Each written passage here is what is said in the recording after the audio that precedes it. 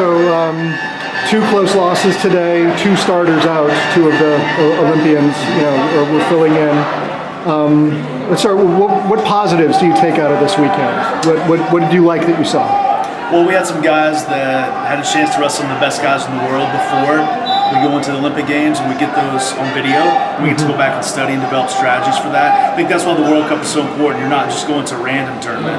You're going to a tournament with the top 8 teams in the world. So for J'den Cox, right, that hasn't had tons of international matches, to be able to wrestle all 4 matches here against tough opponents, that's great. I mean, that guy who lost our last match is a very seasoned veteran. And so if he ends up having to wrestle that guy at the Olympic Games, I'm glad I got a chance to wrestle him today. Yeah. So I think to answer your question, just matches, more experience, more video, a chance for us for the next 69 days going into Rio to have even more fine-tuned and better preparation. 2 close losses in duels, but from a development standpoint, are you happy with the way the guys are progressing?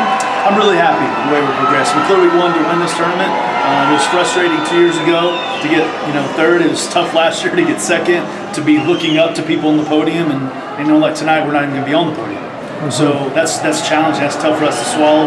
Knowing we lost 2 4-4 duels, it's not like we got whooped in any of them when we lost by an inch, so to speak. So the development piece, though, I think about, it'd been great to have Burroughs here, but Derringer got a chance to get, again, 4 matches in. That's a guy that I'm sure he has big goals for the future in wrestling. He got a chance to wrestle. I think, again, for a guy like Daniel Dennis to get some great matches in, to be able to wrestle the world champ, right, and know what he's going to have to deal with in Rio is really important. I think as Team USA, we're thankful that we have all 6 of our freestyle wrestlers. We're going fully loaded into Rio, and we know here we didn't necessarily have that full Olympic team that we're going to have in Rio, but that's part of mutual accountability. That's part of us as Team USA using our number 2s and number 3 guys, and they have to be able to go out there and produce as well. The world isn't perfect. Wrestling matches aren't perfect. Teams aren't perfect. So you have to be able to deal with what you're given on that given day. Do you feel... You'd mentioned a few years ago that we weren't able to match the depth of other countries. And looking at the people who stepped in, you did have some good performances. I mean, do you think as a country that our depth is getting better? I think that's a great question. I believe our depth is getting better, and I think a big part of that, and I say this humbly because it's my job as the national development coach, so I say it humbly, but I think to see our cadets winning world titles, to see our juniors having individual world titles, and knowing those guys are continuing to train with their senior level guys, I think we're going to see in the years to come, we're going to have a lot of depth, and not just from 26-year-olds.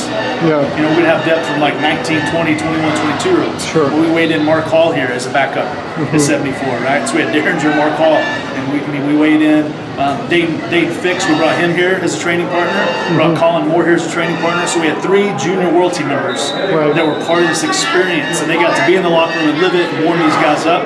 So we have some cadet world team members here watching. So I think as far as our development of cadets and juniors, we're going to have more depth, and that's really important on tournaments like this, because if somebody rolls their ankle or they wake up, with strep throat or something, you've got to be able to have your number 2 guy perform. So that depth is imperative.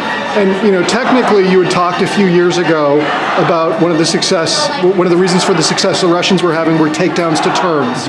And it seems like since that conversation, USA has made a lot of good steps.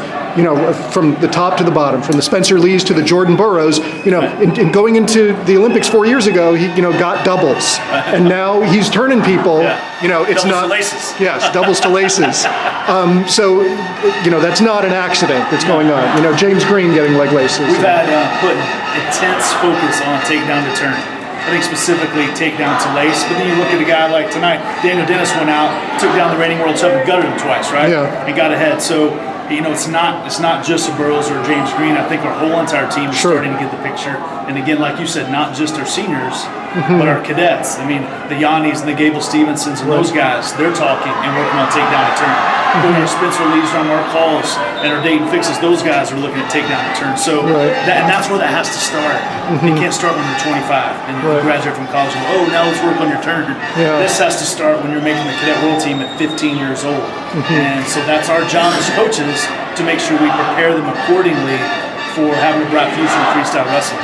I know the match just happened, but in looking at J'den's match what are your thoughts about adjustments that you think he needs to make? Well, I think Jaden would agree. I don't think he wrestled his full potential out there based on what we've been seeing lately and how he's competed. I think the first period, he really didn't even attack that much.